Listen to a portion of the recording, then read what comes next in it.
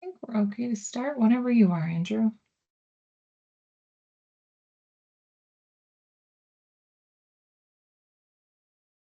Andrew, can you make that bigger? My morning eyes are having Yeah. difficulty. No problem. How's that? Great, thanks.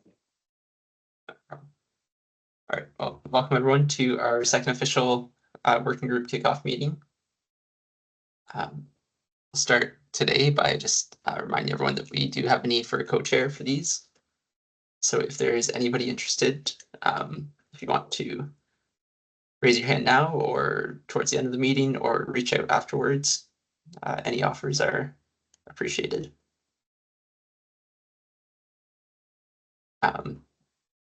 The rest of our agenda is laid out here. So we'll start off with a demonstration of the transfer lists, which we had a few requests for a demo and lots of questions about it. So we thought it would be a good topic to choose as our demonstration for this meeting. Kim will give a bit of an overview about what cutover is, what activities are currently underway for planning, and just hoping to answer a lot of the outstanding questions there, or if not able to answer them, give everyone an avenue to find the answers as well, because there's lots of meetings that are starting to kick off around around cutover. After that, we'll move on to a list of we received lots of questions over the past week or two, which we want to make sure we go through and provide answers or next steps. And I'm hoping that will lead into our next agenda item, which is creating a work plan. So for this meeting series, we need to come up with a work plan of what topics we'll cover. After today, we'll move to a bi-weekly 1 hour meetings. So we want to make sure that we're laying out what we'll cover between now and go live as much as possible. So hopefully we'll use some of the list of questions to inspire different demonstrations to cover, or if anything else comes up that we want to add to it, we'll come up with what as best we can, but it can be flexible as well if new topics come up over the coming months. And we'll finish off with a Q&A period. So if there's anything outstanding that we haven't covered or new ideas that come up, feel free to raise your hand, put it in the chat, or just speak up. Any questions at this point?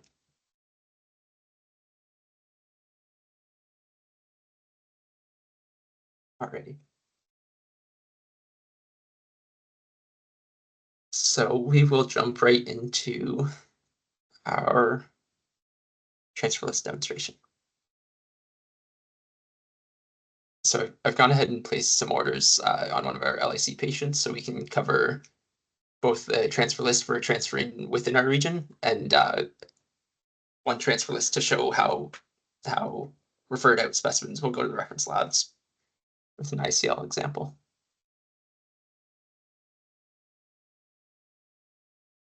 So starting off with our LAC-GH, and sorry, Kim, remind me, do we log these in to the lab before the transfer list, or the transfer list logs them in? You have to put the collections in there, otherwise it won't qualify. So the specimen gets collected at the collection place Thank you. and gets logged into that place, which would be LAC, which gives it a collection. So we'll go ahead and log these in first.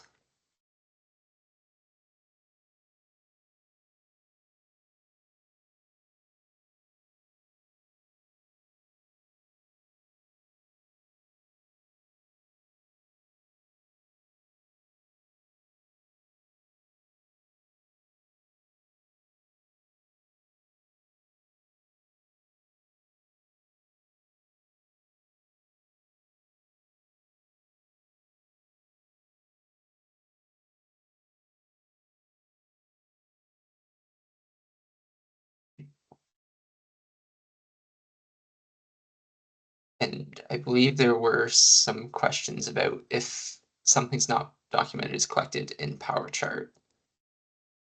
So we'll just touch on that a little bit right here.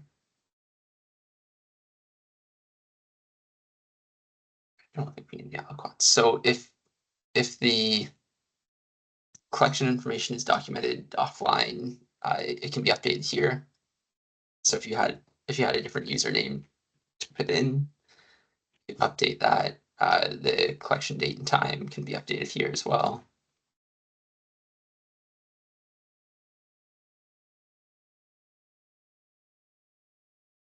And that's essentially the process for manually updating collection information when it's being received in lab.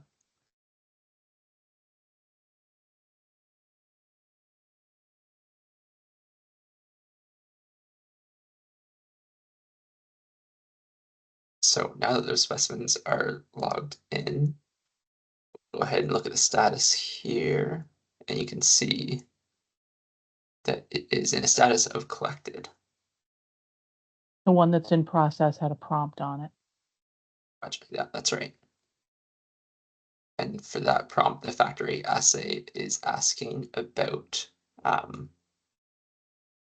which factor replacement product they're on. So we'll go ahead to our transfer list here, LIC central processing, and these samples are going to go to the KGH central processing. True and new.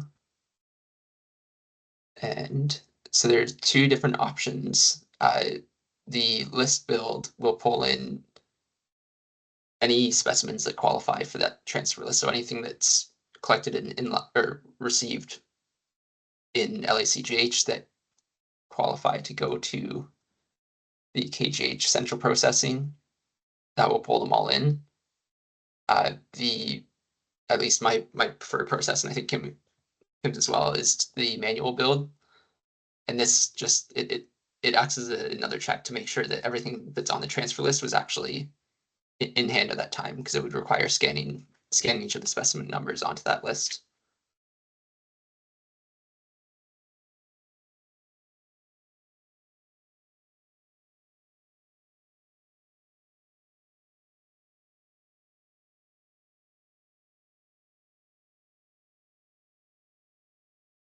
All right.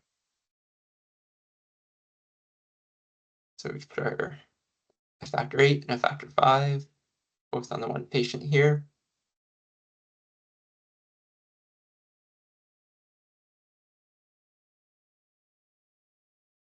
So go ahead and save that list. And we see transfer list number 1 has been created. So at this point, the samples, you can see we're in the not transferred mode, and you can see transfer list number 1. So this list has just been created. It hasn't been sent out yet. So we are able to still modify it at this point. Kelly?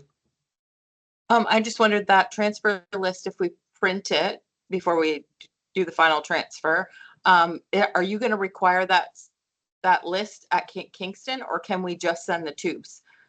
And as long as they've been transferred, and can we keep the transfer list here? Just because sometimes we write notes on our transfer list, like we sent, frozen plasma was sent or something like that, and we keep them. So I'm just wondering if we still need to photocopy and send a copy of the transfer list, or if we can just keep our transfer list copy here and not have to photocopy it anymore. Let me just say, from a Cerner perspective, Kelly, you can print 2 copies of that list, and I see a lot of places that do that. Once you actually hit transfer, you can set it up to print 2 copies, then you can keep a copy locally and send a copy with the batch. Yeah, and I will also say that this is likely the first time that some people have been seeing this, so Kingston might not have the final answer on that at this point in time.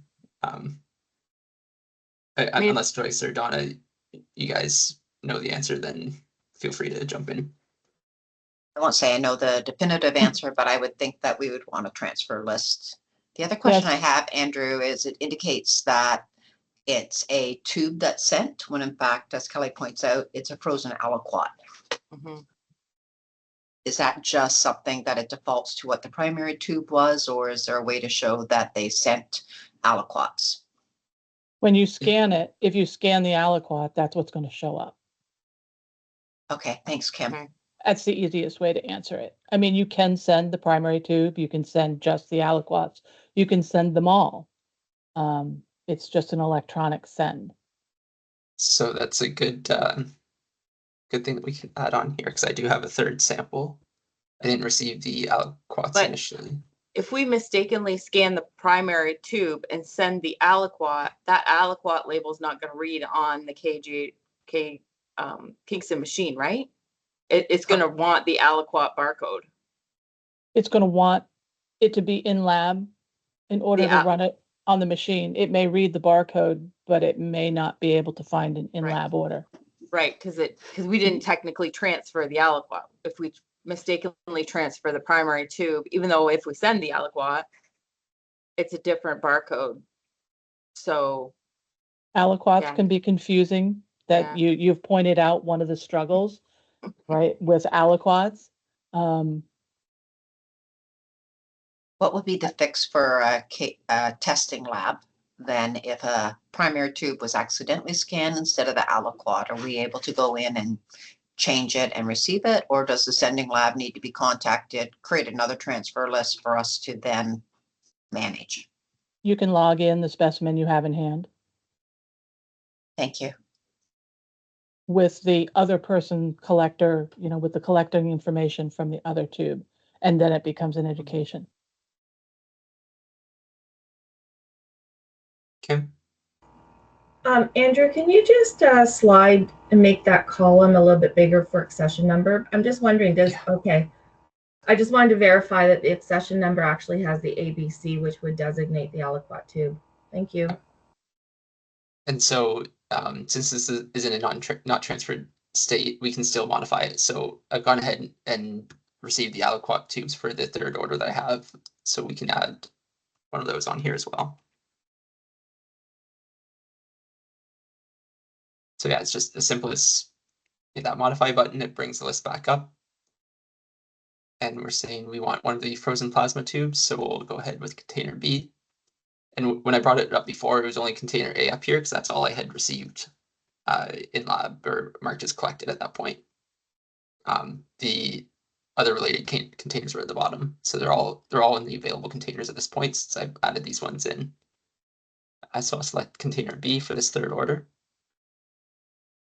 do we have to scan in our aliquot labels at the receive bench to get them received in lab then? Is that what you're saying? I just thought the aliquot labels would automatically be received when the primary tube was received. So when I was in the received specimens, I had to Yeah. uncheck those boxes for the aliquots. So they were marked off by default. Okay, all right. Yeah. So by default, the aliquots get received. Okay. All right, so I'll go ahead and update this transfer list. And sending a transfer list tells the receiving lab the list number so that they can log it in by list number rather than having to repeat the scanning of each individual. So you can take your piece of paper and your bag of tubes, manually verify it on a bench, and then scan in the whole list in one fell swoop. Hi, this is Laura from Quinny. I would recommend not doing that. I haven't worked with Cerner, but I've worked with other systems. And if you scan in that list, you've accepted responsibility for those samples. And what if somebody forgot to include one of the tubes? And all they would say is, well, we sent the list, you scanned it, that you received it. And now it's on you to find that missing tube. So I would still scan them. I'm going to tell Quinty I want them scanning the individual tubes. It only takes a few seconds. And then you know for sure that you've actually received everything on that list. That is one way to do it, but you can also manually verify it before you scan the list. That's fine. It's just a process that you choose, and that is localized. So you can do the individual or the other.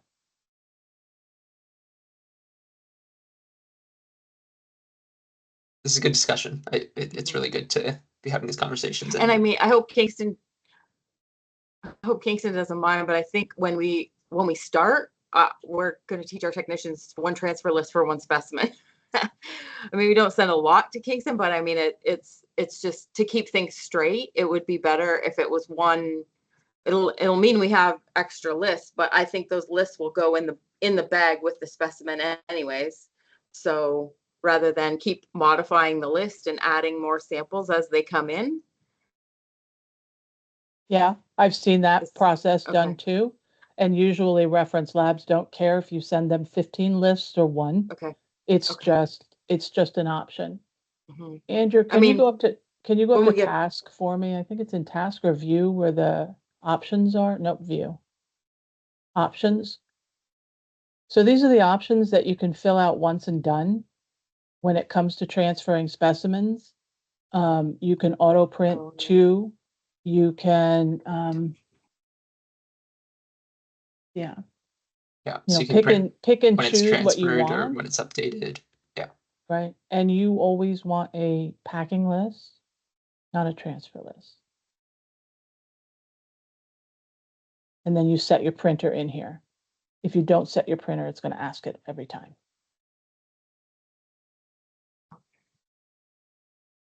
Yep, that's it. That's all I wanted to point out. Go ahead, Andrew. Yeah. No, good call out. Justine and then Donna. Just had a question about when we're sending these transfer lists to Kingston. We send to the Core Lab and Micro and Blood Bank. Do we have to send a separate packing list for each bench or just to the KGHCP login will have everything? Our initial conversations thus far have been that each individual lab will have to have their own packing or transfer list as well. I think we'll have to have some discussion about how the samples are sent, whether or not they'll have to be sent by a micro bag, a histo bag, a blood bank, like not quite sure. I know again, in some of the areas you send us fairly small amounts of work, but in other ones, as we're trying to streamline some of our processes and different areas will take responsibility for transfer lists outside of the core lab. So histo may log in their own or receive their own, let's say. So at this point in time, I'd say that it's going to be individual lists for each one of the labs. That we And can then- do because we pack the bag separately for each lab anyway. So that's an easy workaround. That is fantastic, Justine. Okay, perfect. Thank you. I was just going to reply to Kelly initially. I think we can try a variety of things initially because we're going to have to sort it out after go live. What makes the most sense? I guess my initial question would be if we have sort of the packing list, transfer lists, that if you're doing one at a time, then how we actually package those would be important. So we don't want 10 separate lists in a bag to be able to be matched up to the individual specimens. So perhaps we can talk a bit more offline around how that would actually work. Yeah, I think right now we put a paper in every bag, like with every specimen, there's a paper in it saying what needs to be tested on it, like a transfer list or a batch sheet or something. So that's what it would continue to be is a transfer list in each bag. Yep, we can take a look at that. Okay. Okay. Thanks, Kelly. And it may be a process you optimize right after go live. Usually the receiving lab, Donna, is the one who will dictate how they'd like their stuff received. I figured it'd go that way. So yeah, it's just looking for some standardization. So that's great. Thank you. And I apologize, I was just kicked out of the domain. Not sure if it's my internet connection or why, but Kim, if there's any chance you're in there, if you are able to take over, or I can keep trying to get back in. Yeah, let me make sure I'm in there one.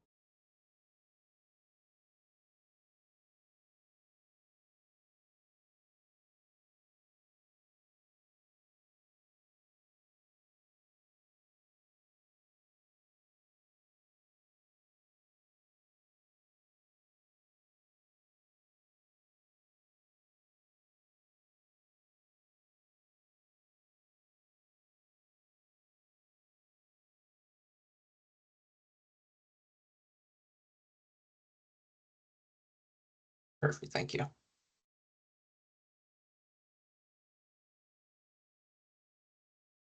So now at this point we have we have our transfer list made. We have 2 with the initial container, 1 with an aliquot container.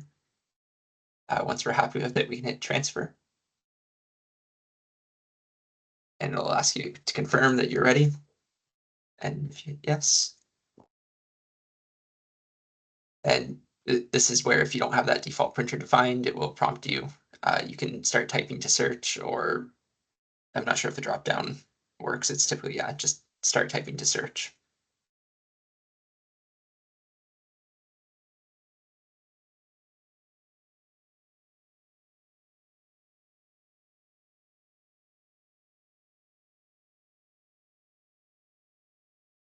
And at this point, that list is now in a transferred state. So Kim, if you want to hit that transfer mode just to show the list is now there.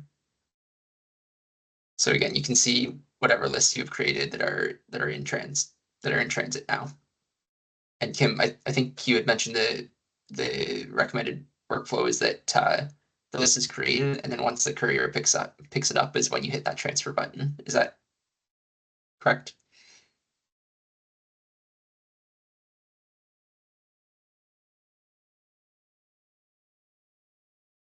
You're on mute if you're talking.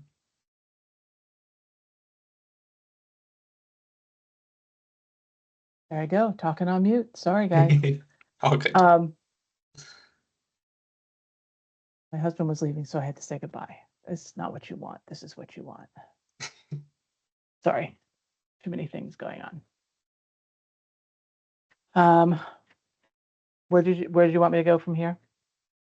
Sorry, I was just asking, as far as the process, recommended process would be for transfer lists is that you would create the transfer list, and then once the courier actually picks it up and it leaves the building is when you would hit transfer.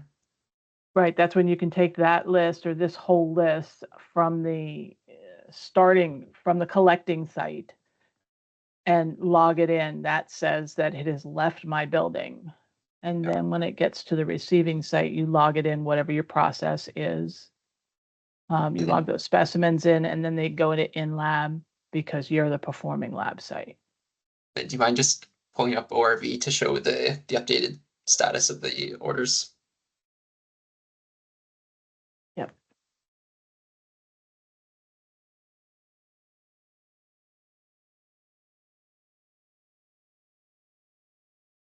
Excuse me while I get to the patient.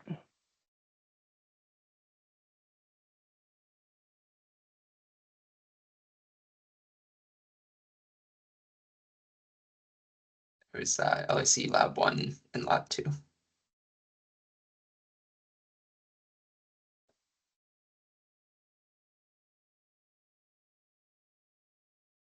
So there's lab 1, says it's in transit. If you look at the container details, you can see that where it was logged in by Andrew, it was logged into LAC location, that put the receive time in the logged in, and then I logged it out from the LAC CP login, and it is now in transit. When KGH logs it in, it'll put in another receive by whoever's at KGH and the KGH CP login, so everything's tracked.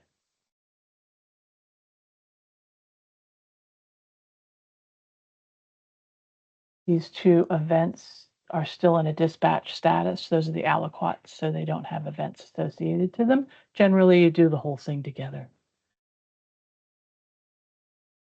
That's one of the aliquots if you want. And then if you want to go to accession number 90,002, or yeah, to patient 2.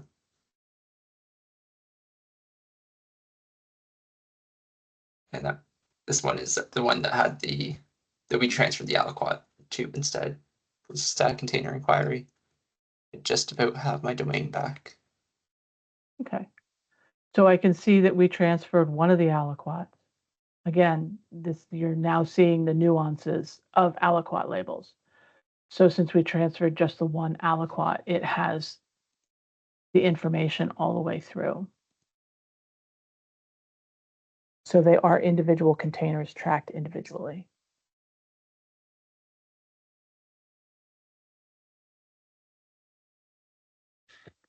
Lynn. Good morning. Can you hear me? Yes. Hi.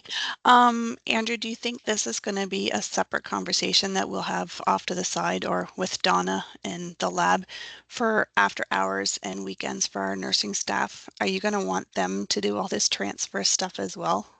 They do not. Okay, perfect. Yeah. Because they will What? not be, they're just going to draw the tube and send it to you. I know this is what's going to happen. So, okay, perfect. So they're And going to we'll- draw the, hang on, they're going to draw the tube and send it to Kingston, or they're sending it to your lab?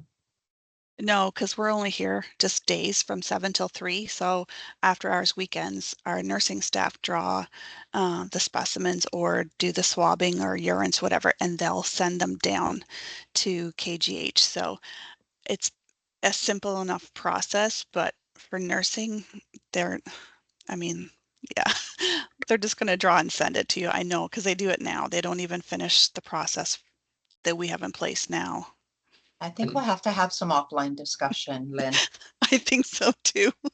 KGH If the, can, if they if the can sample's handle not it. transferred, can Kingston test it? Because we can't log it in. You can log it in. You just go in and log it in. You'll have an accession number. We can log it. Do we have to transfer it from their site to our site before we can test it? Nope, you can log it right in. If you have the specimen, you can log it right into your location and it will go in lab and you'll do your work. Thank you. I think though it warrants some further discussion offline. I If think you so want, too. if you want to track it when the nurses collect it and send it to you, then you can open up this workflow to them. You'd have to train them. I have a feeling at this point it might be something to look at for an optimization. I have seen ambulatory locations do where you open up this workflow to them and then you can track the specimen and you know sort of where it is, or you never transferred it rather than not knowing and then it's just word of mouth. But I And- don't believe that that is currently what is set up for nursing. I will say that with Power Chart Specimen Collect, it does give another layer of tracking that we're not showing here, in that when it's marked as collected in Power Chart, it, like that line where it says collected, that will be whoever marked as collected with a date and time stamp. So there is still some level of tracking even without the transfer list. Right. So if It's Kingston nothing like current receives, state, yeah. if Kingston receives an after-hours specimen and you look at it in the system and it's not collected, then they didn't do their part in Power Chart Specimen Collect. And how you address that is a thought that you can have. I mean, you can either call them and ask them to go through the Power Chart Specimen Collect, or you can find out their login and log it in from there as well.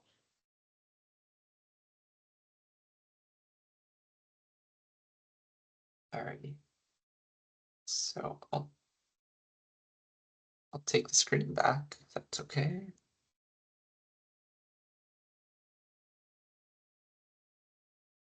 And so you still have our transfer list here. Okay.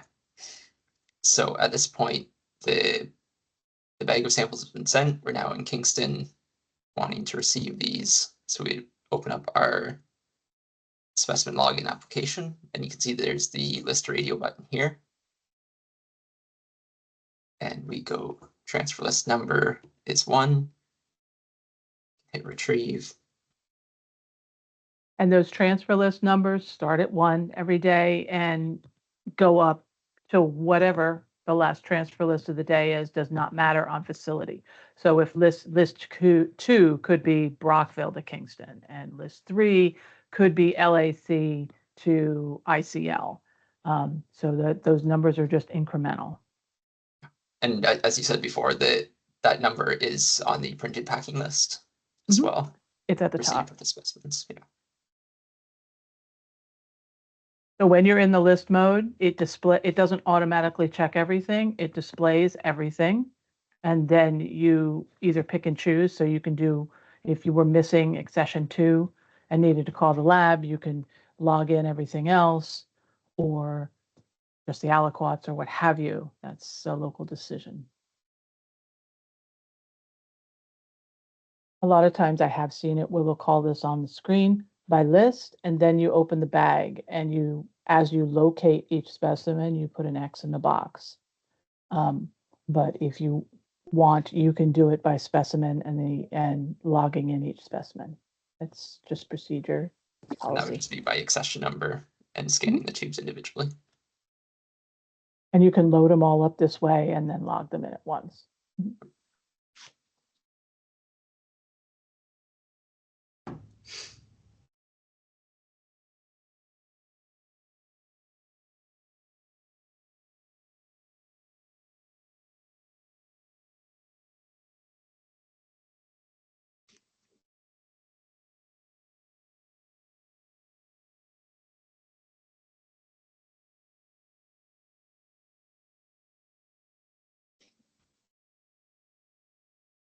So at this point, we'll open up our pending inquiry.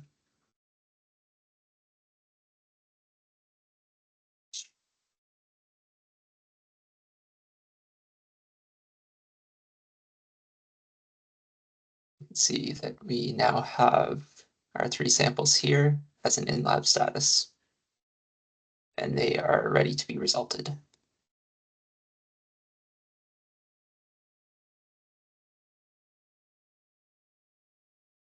And you can see for this factor 8, this is the prompt ETA that was there. It was a result of none. Okay. Kelly? Is that going to be something that the nurses filled out when they collect the specimen? Like, is that a prompt they see to fill in? Yes, When the order's When the- placed. when the Okay. order's placed. Okay. And otherwise the default would be none? Is that, There's no There There is no default. default.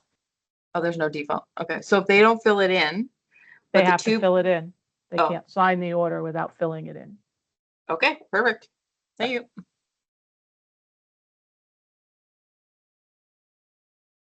Sometimes the issue comes up because they fill it in incorrectly. And it comes to you as verified. It is now it is then becomes a corrected report. You can't just modify it. It's a verified result.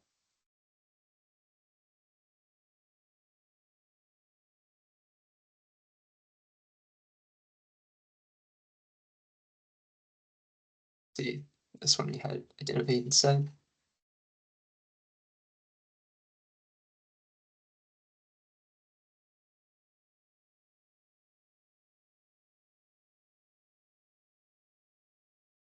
And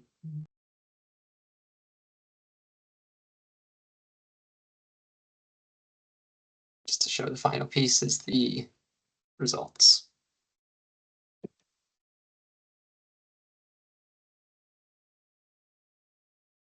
So you can see the factor assay as well as that prompt ETA here.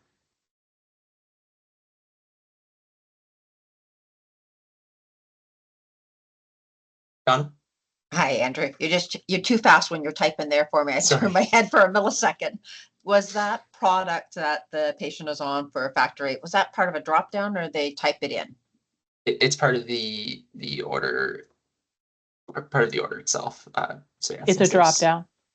It's a drop down. Okay, I'm just thinking if they have to enter it in, we know we have prompts like that now where people will just put a space or they'll put They a can't. period in. They That is can't. awesome, Kim. That is awesome. They have to choose a drop down. But the Perfect. downside of that is it comes to you as verified. So if they call you later and we're like, I put in none, but it's not none, then it'll have to be corrected. You probably see a lot of unknowns being put in. If they don't First. know, they're probably going to hit unknown. Yeah.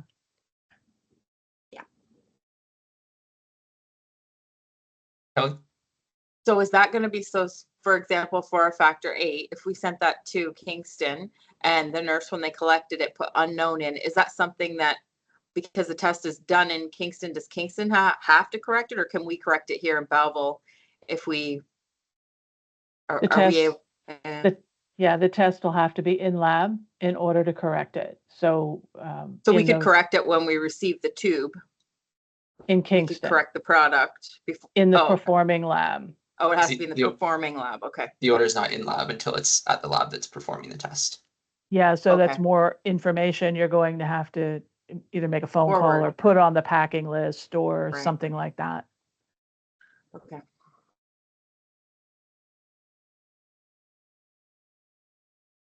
All right. Any other questions on the transfer list within the region before we move on to our ICL transfer list?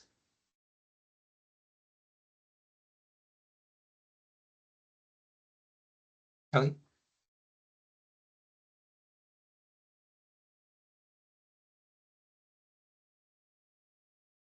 Do you have another question, Kelly? Or is that just You're on mute, Kelly. Sorry, I was on mute.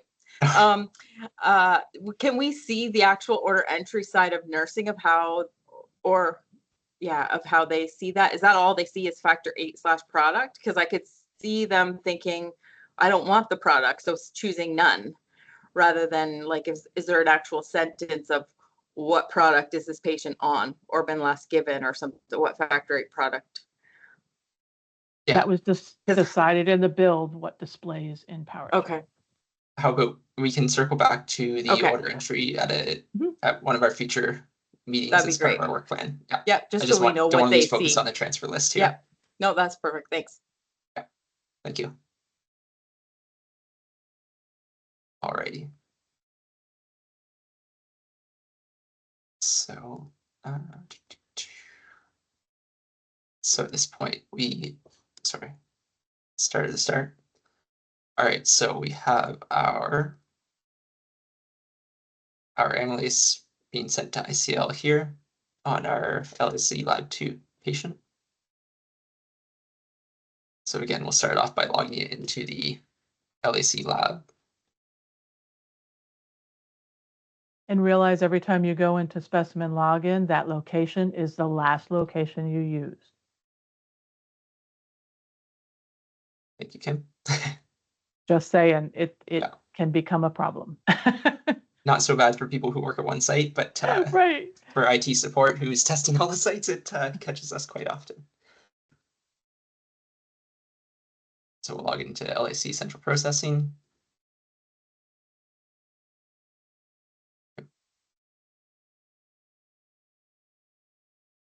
Oh, that's not the right patient. Oh, there. So that has been updated to collected. And instead, so it's still coming from the LAC Central Processing, but this time we're going to be transferring it to LAC's ICL bench. So LAC ICL transfer list is the location. Go ahead and hit new. And again, we'll show this automated list here just to show. Oh, sorry. No. LAC. Thank you. All right, so here you can see that every container from that accession has qualified. So both the initial container as well as the aliquot. So this is one of the reasons why it's recommended for the manual build, is that you're scanning the actual containers you're sending rather than someone just selecting all and moving them all over and possibly sending containers that aren't actually being transferred. So we'll go ahead and send the aliquot tube here. And transfer list 2 has been created.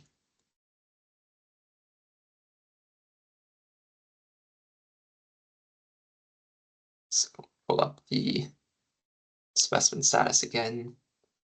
Still a status of collected.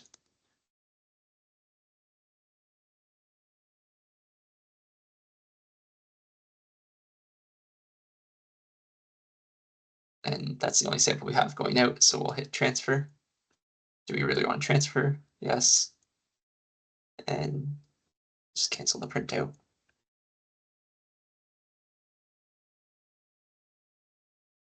So now we can see transfer list 2 being sent to ICL. Here. The specimen is now in transit. So at this point is when it is, I believe it's available for ICL2 result, and the results can come back inbound.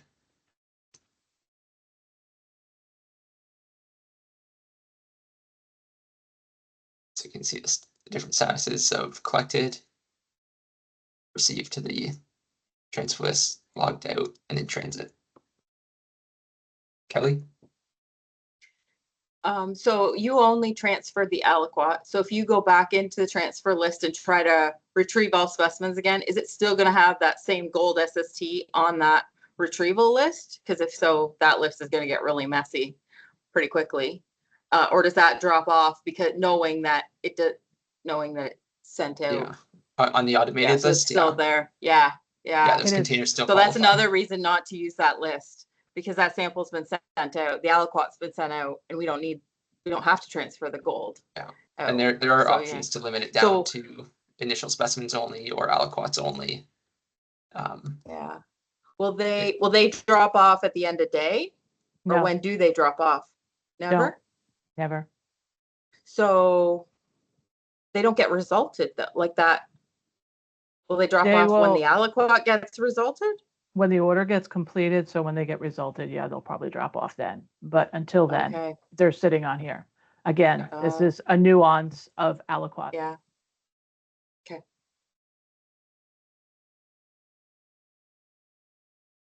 Good questions. And it is good questions. And the tube you send to the reference lab, the barcode on that tube needs to match the barcode that you're sending. So if you're sending the aliquot, then you need to transfer the aliquot.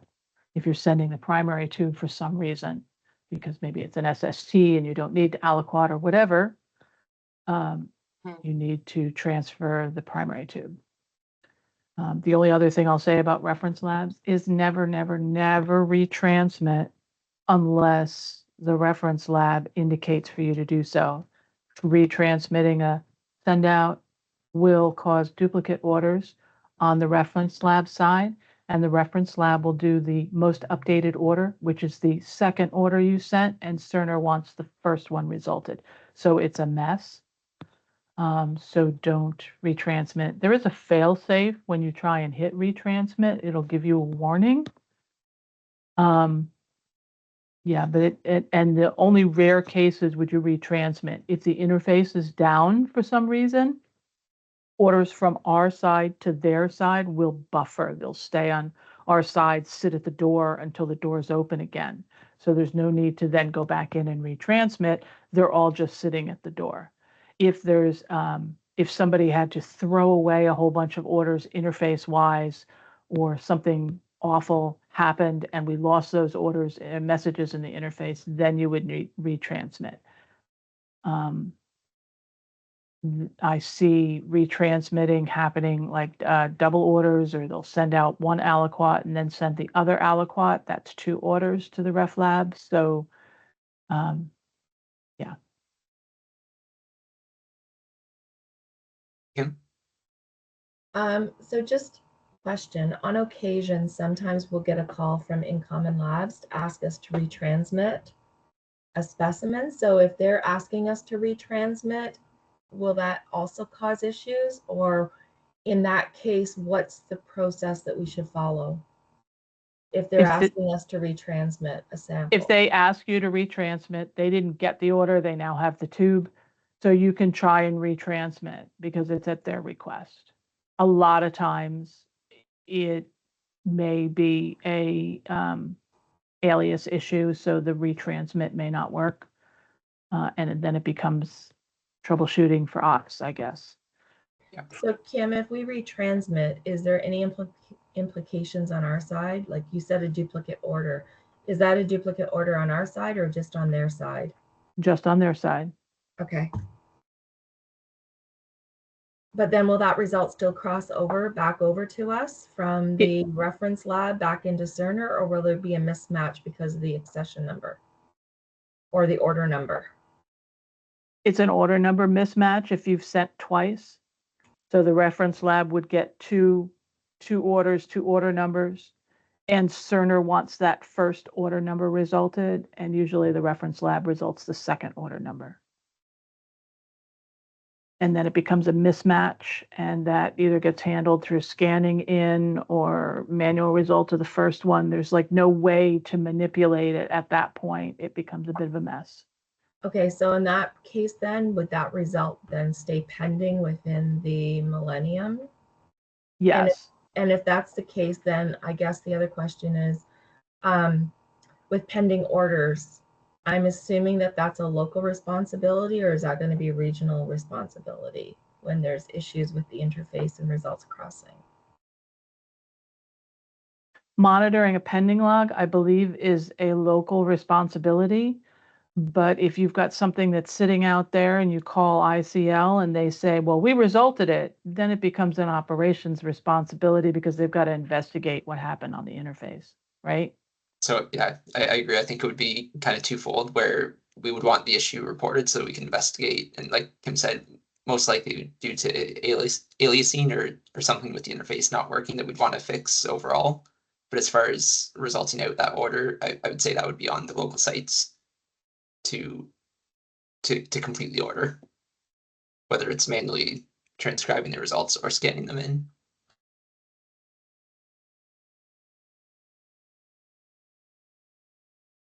Let's go ahead and that leads to in those cases, I believe, yeah, you can always convert results to free text if you were to scan it in. You could add a comment here, say see scan results.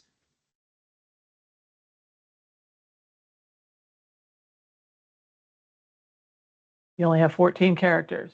Gotcha. Okay. So see scanned. And we have result images here, which would go into the scanning workflow. Lynn? Maybe another topic of discussion off to the side, but because Providence Care sends everything to KGH, do you want us to transfer to ICL, or we just send everything to you and you'll transfer for us? Do you have couriers that pick up for the reference labs, or you're currently sending everything to Kingston? Everything goes to Kingston. I think, Lynn, that we'd stay with probably the initial process Okay. that had come. We just have to think about how you package maybe in a way to alert that wants to send out. So we can talk that through. Yeah. Okay. Kim? So again, just a quick question. Just looking for consensus of the group and for standardization. So if a result does not cross from the referral lab, is the standardized process going to be scanning a hard copy report from the reference lab, for instance, ICL, or are we going to manually transcribe the result? And is this something that we want to standardize as a region so that we're all doing the same thing? Just throwing it out there. And I will say that you can do both transcribe and scan in if that's preferred as well. Can It we? just- Yeah, sorry. Sorry, no, I was just saying it just needs some result in the DTA, whether it's a free text or numeric, in order to do that result scan function. Sorry, go ahead, Donna. So Kim, we do both, as Andrew said, because we get some reports that are quite complex and have a lot of interpretation. So rather than getting into trying to enter in like drug screens that might have 30, 40, 50 different drugs that they're testing, rather than getting into reporting negative or positive and things like that, we set certain tests up due to the complexity or the higher risk of doing manual entry, if it's not already interfaced, that we will scan certain reports in. Not so much from an ICL interface, but from other labs that we send to that we don't have interfaces with, and ICL does not use them as a lab.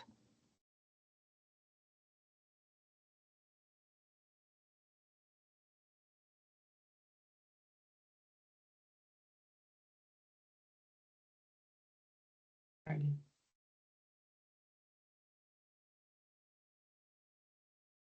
So that will wrap up our transfer list demonstration. So next we'll go over to Kim for maybe a brief overview of cutover and the upcoming activities that the sites will be working through. I don't have a lot to say at this meeting for cutover at this point in time. We're starting team meetings on cutover, discussions, local discussions in that meeting as to what each site's going to do at cutover. There is a lot of information in the process of cutover and when's this happening, when's that happening, that hasn't been answered at a regional level, but I have, most of you are probably on the twice a week meeting, where I will do my best to keep updated and see if we can move forward with some local workflows for cutover. That's about it for this one. I will just add that so Kim is leading the cutover for the GenLab workflow. Lisa Mhm. Harris is going to be leading it for blood bank and microbiology. And I think Robert and Tony will be leading it for AP. Is that correct? Yeah, that's correct, Andrew. Sorry. I'm so Yeah. hyper-focused on No, all GenLab. good. I apologize. GenLab is a big plate, so that's totally fair. But yeah, I just want to make sure that everyone's aware of who the point person is for cutover. So Kim has meetings here set up for GenLab. I know Lisa Harris has reached out to each of the sites for blood bank and micro for input. If anyone feels they need to be on those conversations and haven't been contacted about that, just let us know and we can make sure you get added on. Are there any questions about cutover?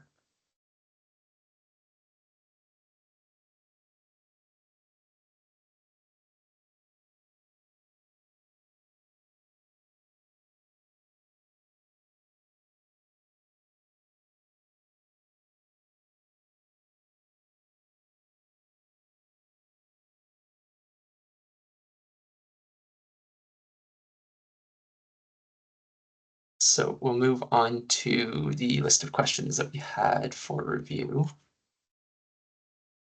Let's just leave the agenda up here. So we did have a question about the GenLab QC process, and we're not going to cover on this one. It's there's a lot of site intricacies about QC. Some sites have decided to use it within Cerner, some sites have not. Some are partially using it in Cerner for certain functions. So we're going to leave that one off to say, please bring your QC questions to the Tuesday GenLab, or sorry, is it Tuesday? Yeah, to the GenLab call this afternoon. Again, if you're not on that meeting series and you have a question that you'd like forwarded there, let us know and we can bring it forward there for you. Another question that we are deferring is cutover. So we covered who the point people are and what processes are in place to start having those discussions. So if any sort of cutover related question should be directed to the workflow leads, Kim, Lisa, and Robert, or Robert and Tony. So transfer lists, we went through our demonstration.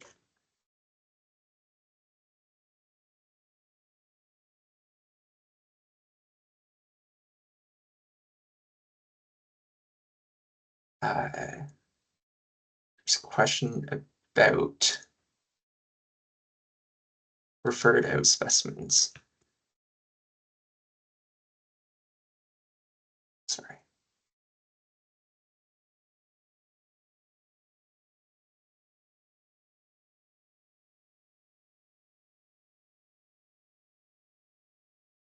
Sorry, I'm just trying to organize these into a better format.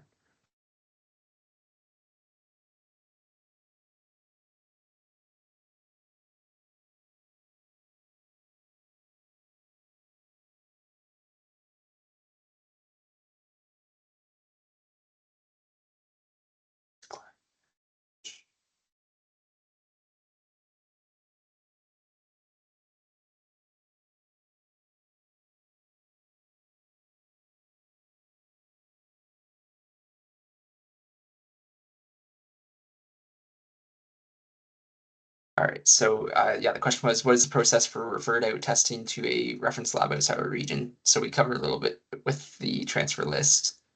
So I will add that any of the ICL or DCI tests that are virtual viewed to a site are interfaced. So how you can tell what's virtual viewed where is if you pull up a patient at a certain location, only tests that are virtual viewed to that location are available to order.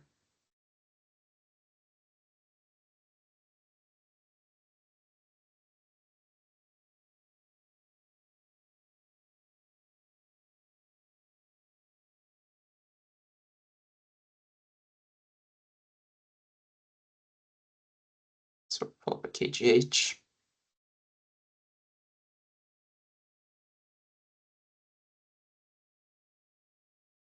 So you can see some DCIs are virtual viewed, some ICLs.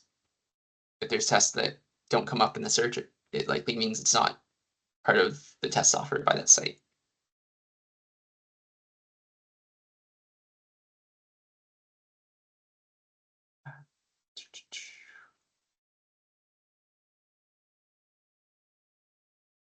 Let me see if I can. Sorry, Kim, go ahead with your question. Sorry, Andrew, just based on what you just said, it prompts something and it maybe isn't for discussion today, but maybe a parking lot item. Mhm. So if we get a physician who wants to order a test that's not viewable to them or isn't in the system, what is going to be the process moving forward? Has that been determined? That's a good question. And the only reason I raise it is because at Perth and Smith Falls, we seem to get really unusual requests coming our way. Totally fair. So I know there are miscellaneous send out tests. Kim, would that be the most appropriate sort of stopgap? And then if it's something that wanted to be added, it would go through as a change request to build a new test.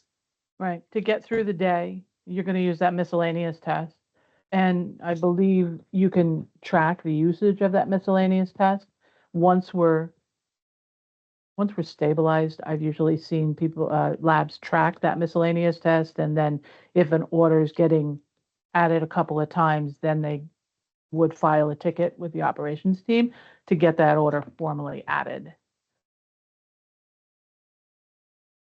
It may be an easy process of just, changing a virtual view, or it may be a larger process of actually creating an order if the order you want added doesn't exist. And Kim, for miscellaneous tests, is that something that we've been testing with OLAS? As to how that's going to cross and appear within Connecting Ontario? I'm not sure. I don't think we've tested the miscellaneous test. It's a very good point. I will add it to the list to be sure we test to see how it goes across. It will probably be a scanned report for a result. So I don't see a problem with that, but I have to see how it's going to go across to OLAS. So do scan reports actually cross? Because my understanding is it's an HL7 interface that talks between Millennium and Connecting Ontario. They have said that they have fixed the PDF and scanned report issue on the interface. It is currently, the functionality is currently broken in CERT, so I can't test it to be sure that what they say is correct. But that's the intent. Scanned reports will go to OLAS.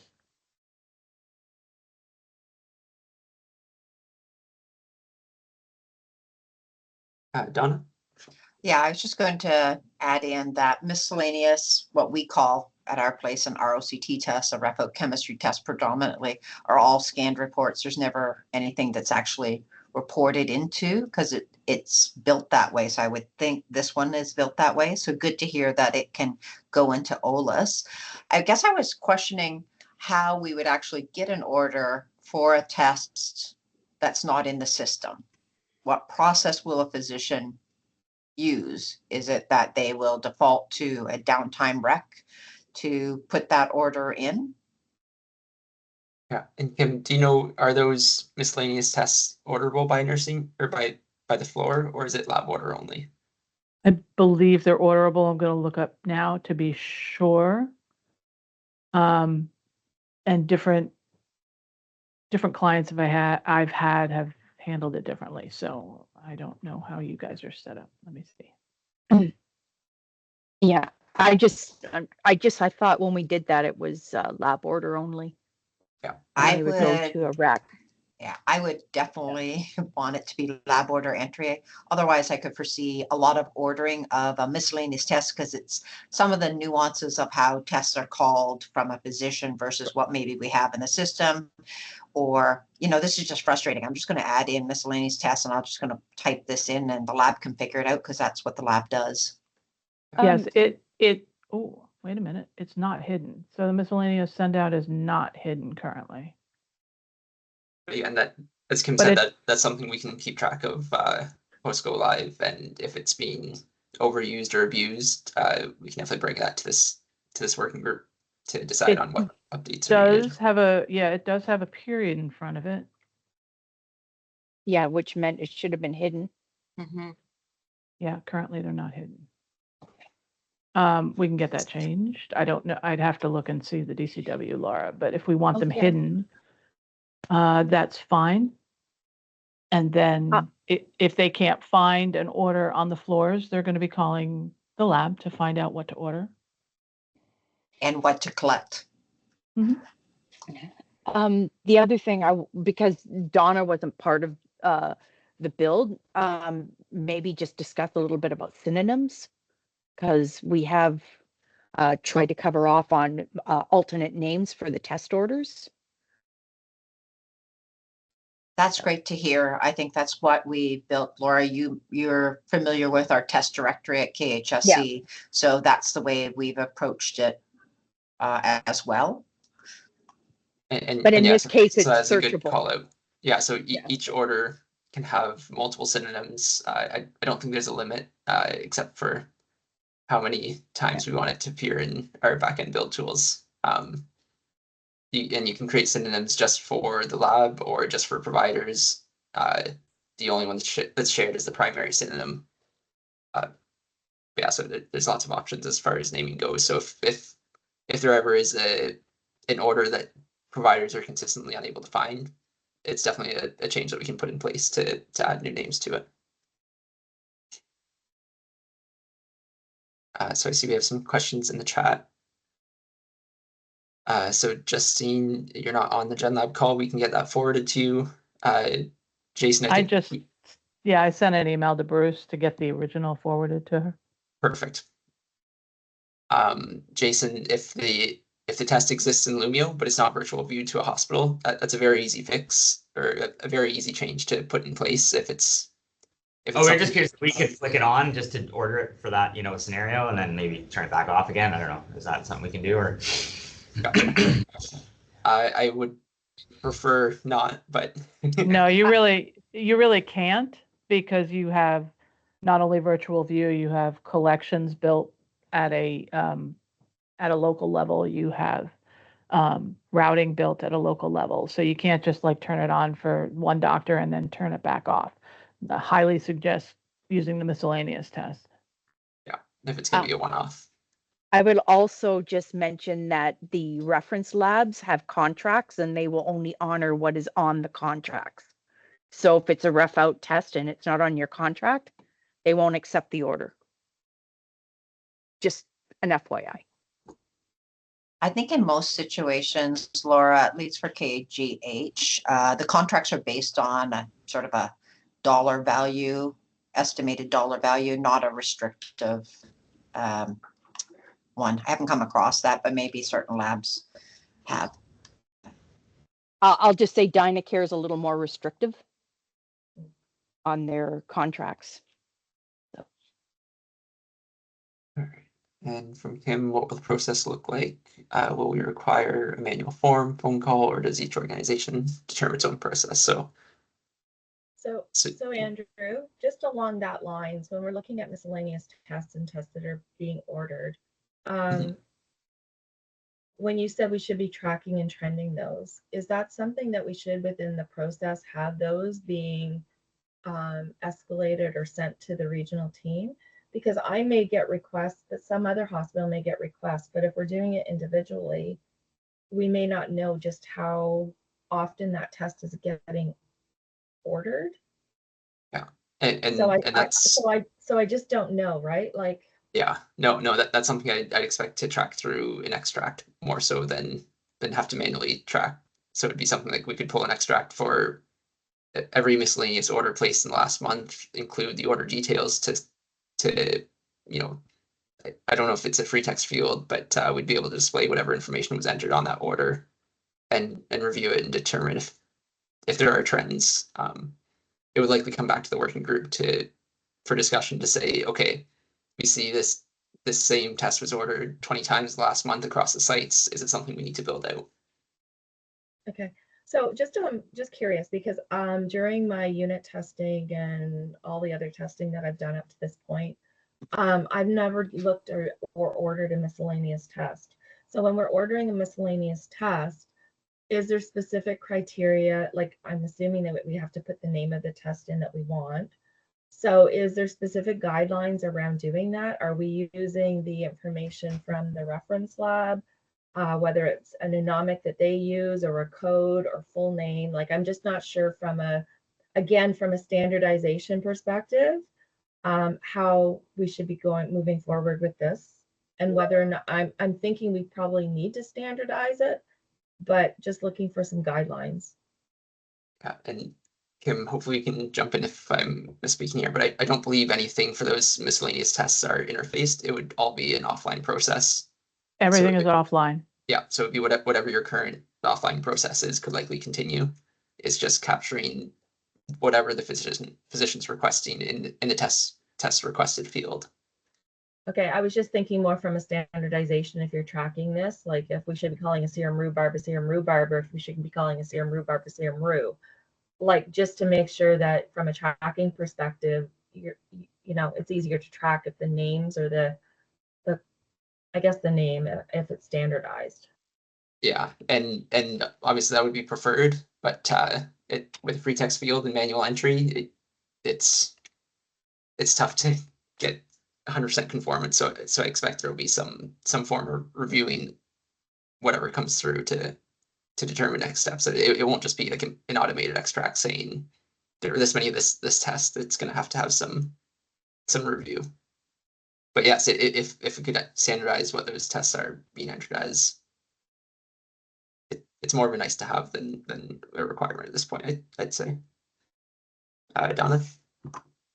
I was going to add that I think we would put in what the doctor has ordered. That's probably the best way to begin, because then we'll probably find out alternate names.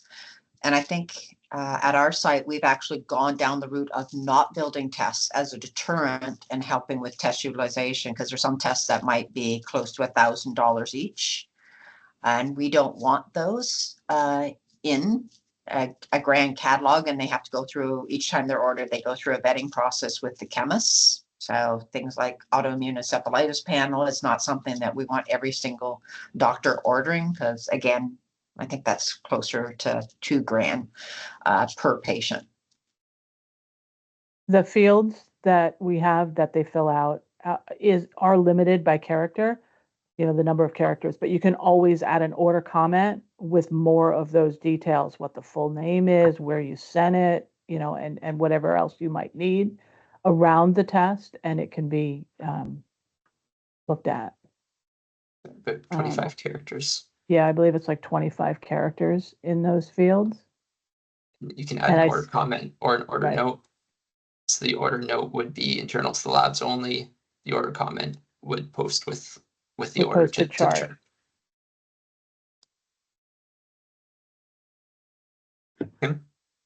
I was just going to say, Donna made a good point with the vetting process that's in existence with Kingston. I'm going to be kind of selfish in saying that Perth and Smith Falls, I would love to get in and have some sort of vetting process moving forward, particularly now that we're sharing a common lab catalog. And I guess that's where I'm looking at standardization or a process for dealing with these unusual requests or these tests that are not built in the system, or where we have to maybe go to a miscellaneous requisition. All right, so I just made a note for myself and Rachel, if you want to make a note that we can include some more in depth on the miscellaneous test process on a future meeting, I think. Please, everyone jump in if I'm misspeaking here, but it sounds like this will be something this group wants to track post go live, and could be part of our long-term work plan.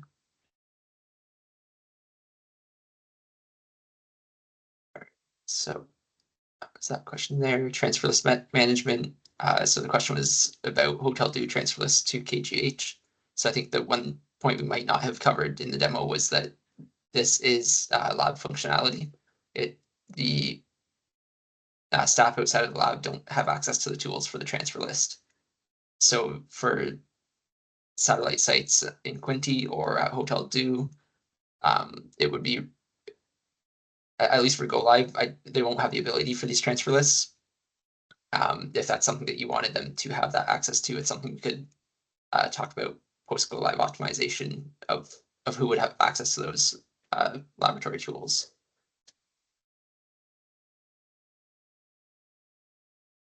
So how do they transfer when there's no staff? Like I'm thinking Bancroft doesn't have any lab staff up there. So how do they go and transfer the specimens? Yeah, they put them in a bag and they send them to you. They pretty much do what they do now, is what I understood when I talked to Robert. They will collect them in PowerChart Specimen Collect. Okay, but then we have no tracking from them that they've actually sent them and that we've actually received them. Correct. Okay, and can we, if they're entered at a different site, I guess they don't get a specimen number until they come here. No, they get a specimen number when they're ordered. Okay, and we can go ahead and release those specimens against their number? It's not when their it's being number. tested at a different site? It's our number. It's tested. Bancroft is where or what? North Hastings Hospital. North Hastings, sorry. Right. So what they are doing there, the functionality they are performing is collecting the specimens. Mm-hmm. Okay, and then they send them to Belleville to run. Yes.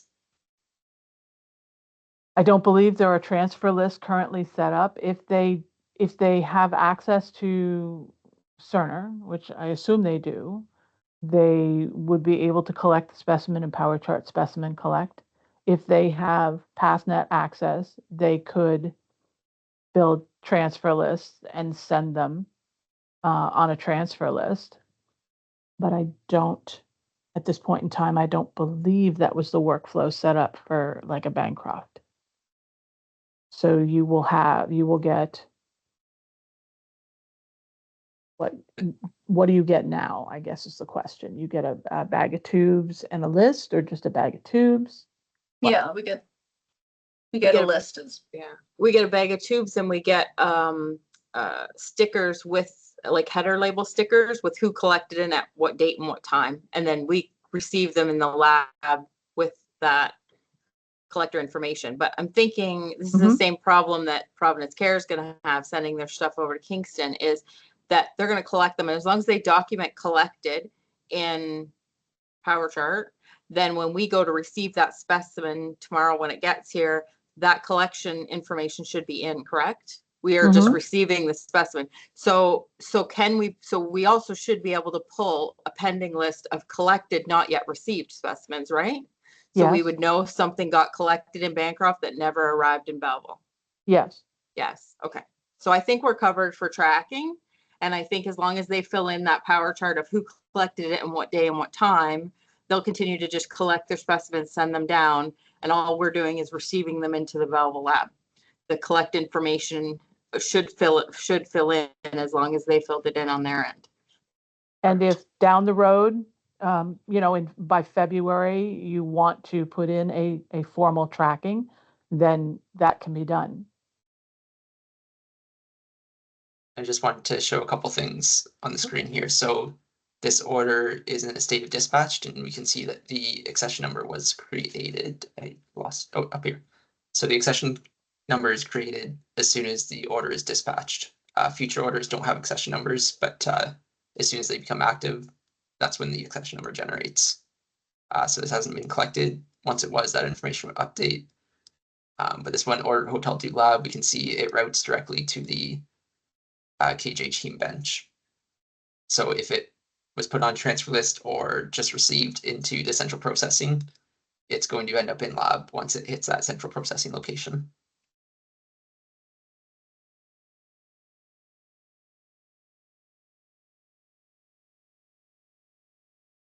Sorry, Kim, did you have something else to add? Yeah, I got some more here. So I'm watching the chat and there's discussion on scanning. So this needs to be a topic that we fully discuss either at other meetings. So it probably needs to go on our work plan. Yeah. Just as an FYI, if you send reports to medical records to scan them, they scan them into the general medical records to a place called laboratory scanned reports. They are perfectly viewable to a physician and the people taking care of those reports in that location. If the lab scans them, you scan them to a DTA, which you result with, well, C-scanned report is more than 14 characters, so it has to be shortened. I think it says C report or C PDF or C attach. And then you scan it to that DTA and it's visible to the physicians in where they look at other lab results. They don't have to go to a document section to look at it. So that's the difference of scanning in the lab and scanning in medical records. But I perhaps to standardize that process across the facilities, maybe something you can do as a future work plan. We'll So definitely add that. So Kim, you said it shows up, the scanned reports would show up underneath other lab tests. Is that the heading? Yeah, because a doctor will see on that DTA, like they see on a glucose, the 45 or whatever the result is, they will see on that DTA, see report. They click on that and they will see the PDF right there. They don't have to go to the larger EMR and go to, you know, a scanned document sections, sort of like where they put consents and things like that. Right. There is a laboratory section in there that can be used, but if you want to get it attached onto that orderable and that DTA, then scanning in the lab is the way to go, because MedRex will not log in and scan it on a DTA. So would that be maybe a suggested verbiage that we have for the miscellaneous tests? See other tests? As a way of directing them, because you're kind of capped at 14, so you can't say see scanned.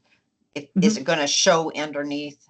So if we send out the striped rhubarb, not the plain rhubarb, but the striped rhubarb, do we then say, and it's a miscellaneous test because it's not built, would it be more, will it show underneath? I guess I'm trying to say, will it show then underneath the other test section? It will show wherever that miscellaneous DTA result DTA is was put on the result view. Does that make sense? Inside the patient's lab results. Okay, so if it's a miscellaneous tests, it will show just there. I'm not following you, sorry. That's okay. So I was trying to find it. We'll cover this more in depth. Yeah, I think let's set up a demo and bring it to the next. Thanks. Yeah. But just as a quick reassurance, I guess, for this template that I've just completed, you can double click on it. We can see this was the result that was resulted for that DTA. And then there's this result images button. So it would be linked directly to that. That's a lab view, right? This is the lab view, yeah. But yeah, similar in the flow sheet as well. I don't have an image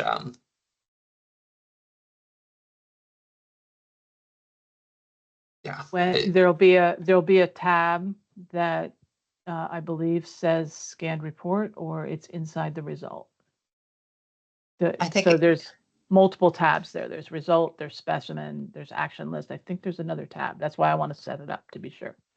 It would be great. I think in our system, it is very painful for physicians to find scanned reports, and we're usually talking them through, and it takes multiple steps to them to get to their report. So it would be good to see what do they see from an interface perspective for tests that we send out, and what would they see for a scanned test that we have to send out. So it would be good to see what their view is. Alrighty. We'll move on to the next question. Was the process for lab received specimens that's been not marked as collected in the system? So I think we touched on that a little bit, but just to reiterate, that is up to the local specimen labeling policies as to what you will or will not accept. If current state, you would not accept a sample without any specimen collection information, it's up to you to continue that practice and reject the specimens, or contacting the floor who collected it to provide the collector's username as well as date and time of collection. Are there any outstanding questions on that piece, or that pretty good? The process for add-on tests.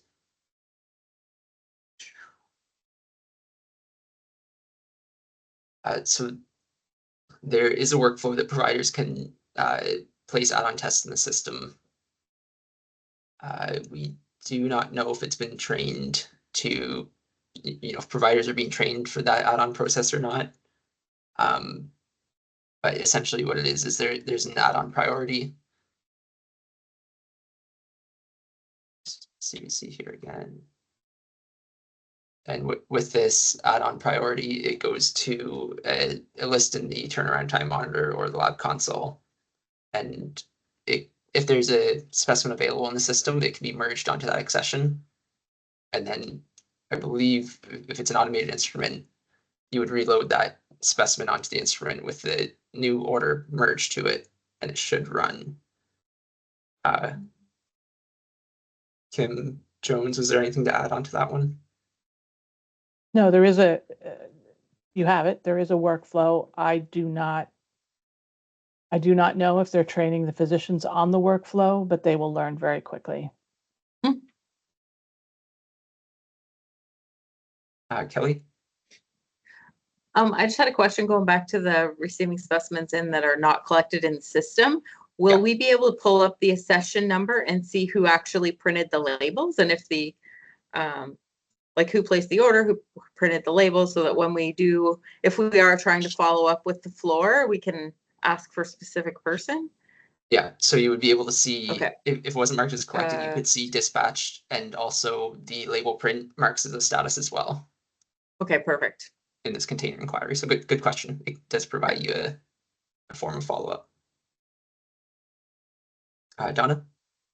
I just want to ask for some verification when it comes to the add-ons. My understanding, and I'm really hoping it's incorrect, is that if, let's say, a CBC was initially ordered and the lab has processed it, and the physician goes, oh shoot, I forgot to order the INR, and he orders the INR, that it will attach to the CBC, which is an inappropriate tube. As long as there's another tube in the lab, it will attach to that tube. It has no logic of, hey, you can't do a PTT on a CBC, or you can't do a chemistry on a CBC, that it will simply attach itself. No, my understanding, it's a manual process to merge orders onto current specimens. So an add-on priority just puts it on the list for the lab to evaluate whether or not they have a specimen that's viable and can be added to. And if not, you can change that add-on to a routine priority, and then it goes out as to be collected. Okay, sorry, I missed that point. No, sorry. No, I definitely missed saying it. So good question.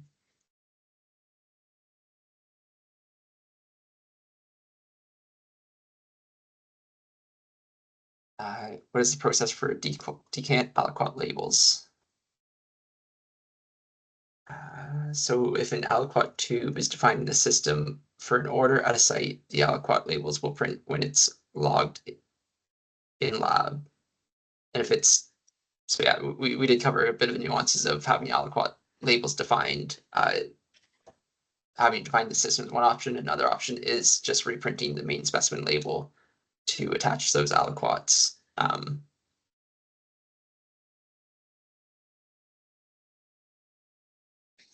Yeah, That was my question, Andrew. So I think if it's not set up, we'll have to do this on a post optimization, but as long as it's there and once you log it in, it'll print the aliquot labels. yeah. That answers my question. Perfect. And if it is something that's defined and you find that it's more cumbersome than it is beneficial, it's something that can be removed as well. Kelly? I had a question of when we receive in specimens, it never asks you for a printer. You're just receiving them into Belleville CP. But if it doesn't ask you for a printer, where would those aliquots automatically print? Is it a dedicated aliquot printer for the I can lab, answer that. or okay? Let me, I'm going to steal your screen, Andrew. Oh, you specimen login. So if you're in specimen login, hit that. And then go up to task. Sorry. Yeah. On login there, yeah. And then label printer. So you can put in the default. So if I always work at Kingston and I want my aliquot labels to print to XYZ, I can put it in here. I can change it. So I'm in hematology, I want them here. And then next week I'm over in chemistry and I want them here. So I can change it. Okay. It's my default. Okay. If you don't put anything in there, it's going to ask, it should ask for it. Or it won't print it off. You can always reprint the aliquots. When you do reprints, you can just reprint the aliquot if you don't put a default in there. Cerner does have the ability to put in label printer defaults. It is not something that that Bruce has brought forward yet as a discussion because we don't have all the printer names. So it's kind of hard to put the printers in there when you don't know the names. Okay, perfect. That answers my question. Yeah, it's on the radar. Yep. So every user is going to have to do that, set the default. They're going to want to. Okay.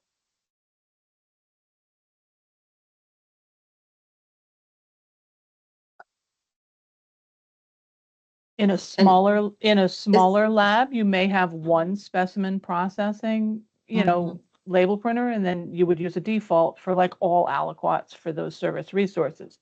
But in a larger lab like Kingston, they're far apart and they may want to do it individually. Either way works.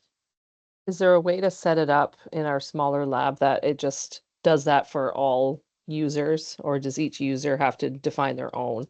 Like, can I go in and do that for everyone? No, that would be something that it's part of a build. So we would have to request of either Oracle or the ops team to build the default for your lab. And Kim, would that be by login location? I believe it's Bruce showed me. I believe it's login location and service resource, and then you choose the aliquot. We can ask. We can ask them to show us in a Gen Lab meeting. Feel free to ask. If it isn't something that's offered or defined by Go Live, it's something that I believe is easily accomplishable. It's easy. It's easy to build it, and then you can change it if it's wrong or whatever.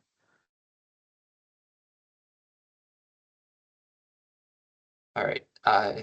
Sorry, Kelly. I just have a terminology question, maybe. So those are aliquot labels. What about our technicians who work in microbiology? Are they also called aliquot labels that would print for plates? Those are media. Would they be different? Would that? Right. So in Gen Lab, you have specimen labels and aliquot labels. In Correct. micro, you have specimen labels and media labels. Okay. AP And- has a specimen label and then case management labels. Okay, perfect. So they could set, so a technician could set their media labels up to the micro printer, set their aliquot labels up to the chemistry printer, and probably not have to adjust them too much on a daily basis, I would think, right? Most Yeah, likely, that's yes. that most likely. They Yeah. might- Yeah, they might get the, well, but all the public health stuff and everything's going through Gen Lab anyway, so I don't even think they would get many aliquots in micro. Can't Yeah. think of anything that they would get a true aliquot label for. Okay. You can Yeah, always you can always reprint a specimen label if you had another tube that you needed to pour off into. Yeah, I'm just worried about our technicians. They work multiple sites. They also work in Trenton. So they could be working in Mhm. Trenton today and they'd want their aliquot labels to print in Trenton today, but then they'll be working in Belleville tomorrow. So that's one thing they're going to have to remember, to change their login and their label printer. But I just wondered about the whole micro process, if they would have to change it when they went into micro as well. But if they're called something different in micro, then they could set up their media labels for a set printer, and they would never be anywhere else other than micro getting media labels. Correct? Mhm. Okay. All right. Just in the interest of time here, we've got about 27 minutes left of our meeting. So what's the process when we get extra tubes and need to archive them? So this kind of falls down to local policy. There is currently nothing built in the system to account for specimens collected without a test ordered. So if those tubes contain the required documentation for specimen collection, your sites are welcome to hang on to them to add tests to at a later point. And you could backdate the collection information based on what was documented when it was collected. And Kim, I believe we have already received an optimization request to have, just like specimen orders put in the system, one for each tube color, so that they could order the extra tube Right. and So mark it as collected. I'm envisioning when that optimization window opens, we'll have this discussion again and fine tune what's needed, perhaps what's needed at each facility, and hopefully get to a regional, since we're all one catalog. Yeah. But at this point, there's nothing in the system built to account for those extra tubes.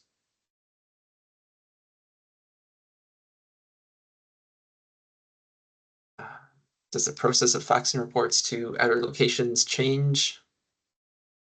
So this one, it's somewhat up to the sites to determine how they send reports out to referring locations. So manual expedite is what's used to send reports, printed reports to their locations. I don't believe the sites have had their fax numbers defined within the system. There is an ad hoc fax option that would allow you to manually type in the fax number you want to send it to, but that's obviously open up to transcription errors and potentially sending the report to a wrong location. So if that's something that your sites trust staff to utilize, then it's an option. Otherwise, it would likely still just be printing out the report and faxing it with I know in Kingston the fax machines there have the predefined fax numbers for where reports are often sent. I recommend that be the process, carry on, go live until we're able to get into the optimization phase and see what fax numbers can be built into the system. Donna? Yeah, I would agree 110% with you, Andrew, that I'm not going to have somebody type into a local junkyard and have it a privacy breach. My question is going to, just adding on to that, because that's obviously my question, is in our current system, the reports that go to what we would call outreach clients, excluding our region, which will automatically have their results in their system now. The reports, though, for like a CFB, Kingston, and others would print in a print queue. So at 1 o'clock in the morning, they'd print off we'd fax them in, let's say. Is the ability to have print queues set up in Cerner, or do we need to manually track? You know, we got 25 specimens from CFB Kingston. Here's all the reports. We're going to have to keep an eye on it, watch when they're finalized, print them out, then fax them. Or can we have a print queue? That's a good question, and hopefully, Kim, you might have an answer for. Print queue. So Cerner has, they're called distributions. So Yeah. and they are owned by the chart people, the people who build our charts. I do not know what they have built in the system. It's a question we can ask them. Perhaps we can bring them to a meeting to have them explain what they have built, and if there are queues built in Cerner, it's called a distribution, they would automatically go out.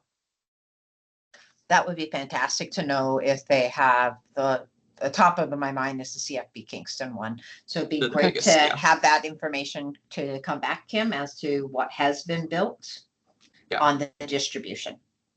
So let's We see will if follow maybe up. we can, get one of them to come to our meeting to explain what is built in Cerner that we're going live with. Obviously, there'll be enhancements on that.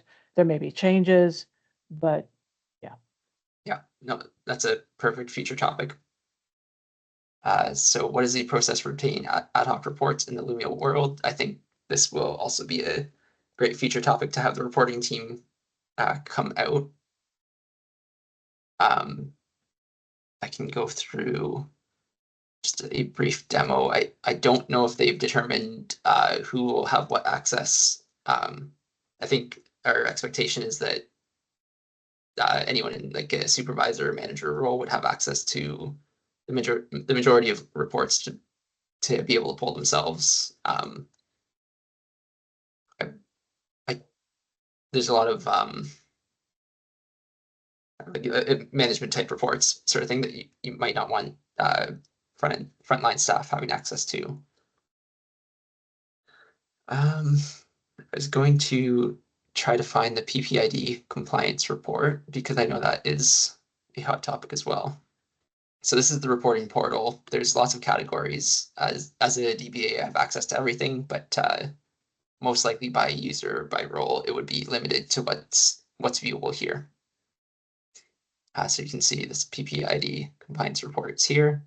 We select it, go ahead and hit run. And then it will pull up a list of prompts. So you can change the time range that you want to search for. You can choose different facilities to include or exclude. We'll say that we're excluding none. I don't know how much data is going to be in here because we don't actually have patients coming through with specimens being collected. So just excluding nothing, but you can drill it down by position or unit or facility.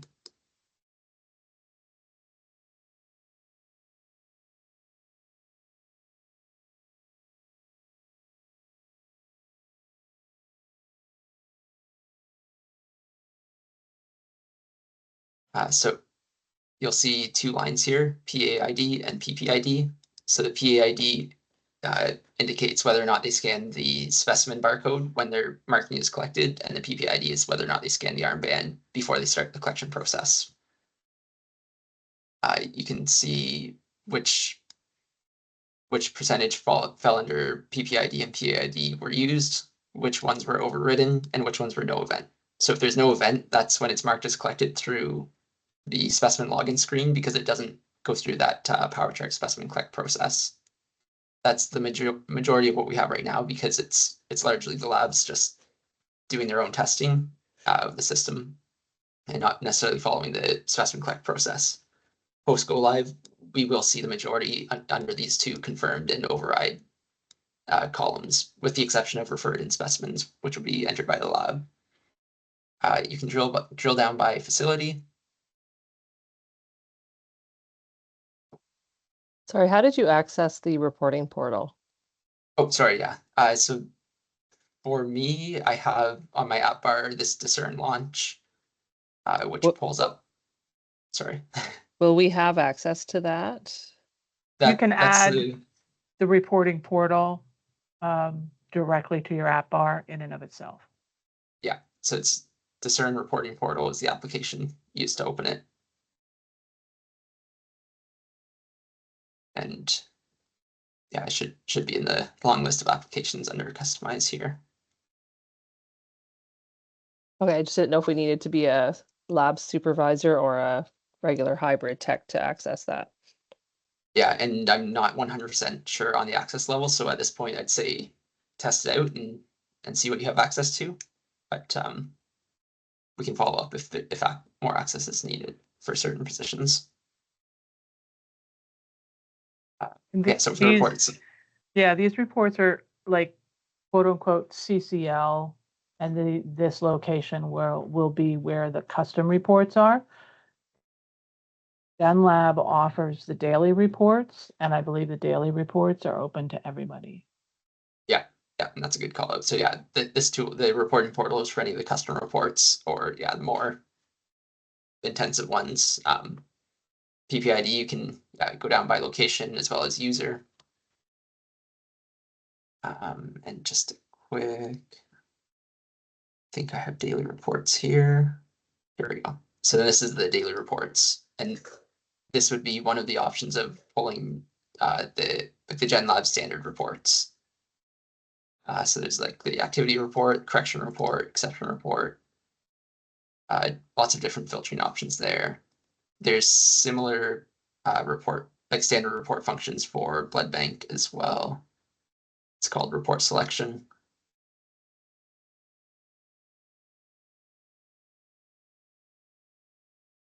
So there's a wide range of reports within Cerner. See, blood bank exception report, and again, lots of filters here as well, like by site and all that good stuff.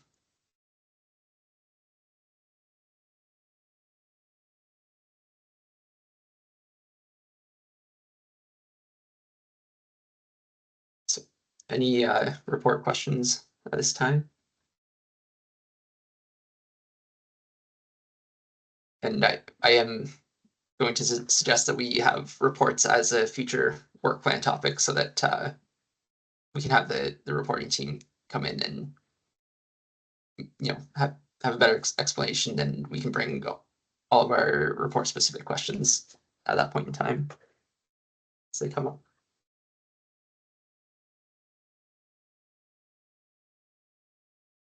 Are there any questions about this PPID compliance report, or is this just kind of a nice overview to see it?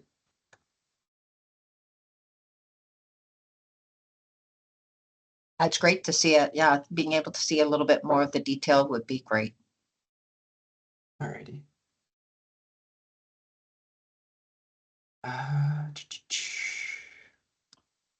Workload units and test costs.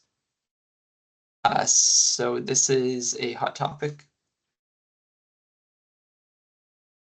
So there is some workload built within the system.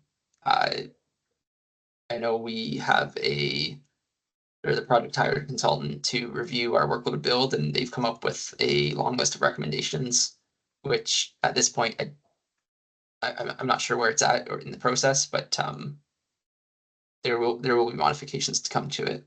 But as far as the function of the system itself, there's this workload viewer tool where you can search what workload had dropped on a patient.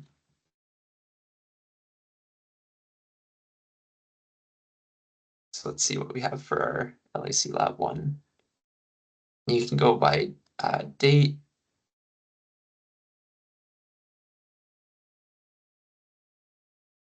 By accession number, by different types. Let's search there. And there's lots of information here, as such as which workload code dropped, which accession number was on, the quantity, number of units. Lots of good information there. We will have more details on the GenLab workload as they become available. Like I said, at this point, there was an initial build done by Cerner. It was not necessarily sufficient for our complex domain with all the different organizations and different testing methodology. So there was a review and recommendations made. Kim, you have a question? Yeah, Andrew, just with regards to workload. So I know this has been a hot topic, and I also know that our runway is getting really, really short to go live. And I also know that come January, there's a few of us that will have to report workload to our finance departments for submission. I'm just wondering, at what point will we know what the workload is going to look like coming out of Millennium, and what manipulation, if anything, that we'll have to do to get our data from Millennium into a format to provide to finance. Just wondering if you guys have a timeline as to when that might occur. I expect that we're going to need some time for us to get used to how we pull the data and what we need to do to get it into that format for finance. So I just don't want to leave it till the 11th hour if possible. Yeah, no, that's a really good question, and it might be something we can bring back as a future work plan with more involved parties to answer, to have more, better answers than I have at this point, because at this point I don't know the timeline. I will say the finance group or finance committee, I'm not sure what they're called, but the finance workflow for the project has been working very closely with the with workload to make sure that each site's finance group should be up to date on what's going on with workload, at least for go live. Offers any reassurance. The consultant review did the recommendations were mostly GenLab focused, so I believe that things like blood bank, microbiology, and AP will be in a little bit better shape as they currently stand. And my only comment is we do understand that we owe you some more detailed information, and as it becomes available, we will share. Yeah.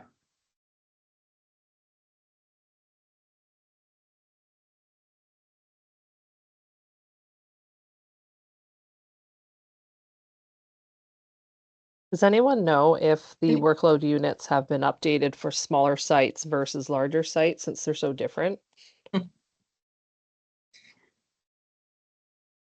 And I think that was the biggest complexity that caused issues and warranted the consultant review of our workload was, and Kim, correct me if I'm wrong, but a lot of it has to do with the different methodology. Yeah, so we are one catalog.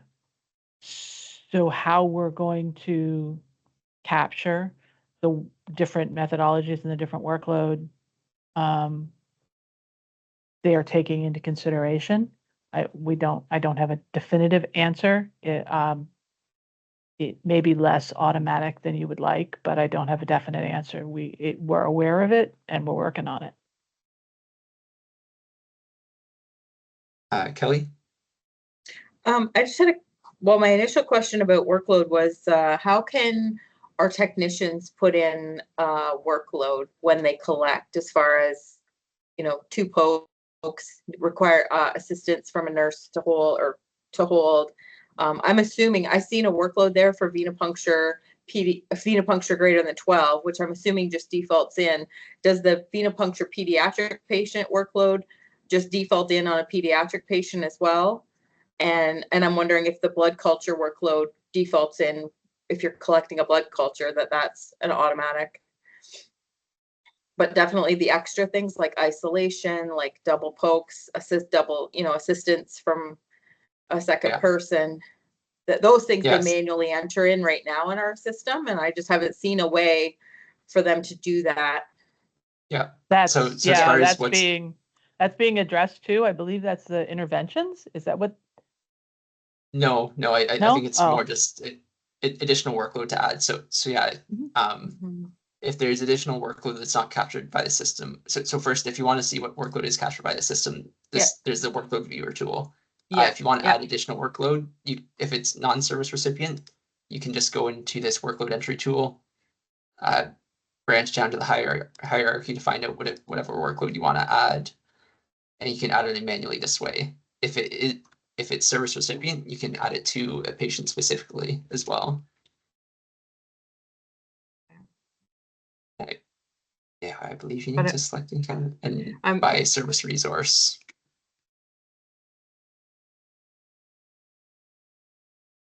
So this would be the method of manually assigning work or manually adding workload. And do the technicians have access to that sort of on the fly if they're using handhelds to collect, or do they have to stop what they're doing and go back to a WOW to be able to enter this information? I don't believe workload entry is available on the handhelds. I highly doubt it. Yeah.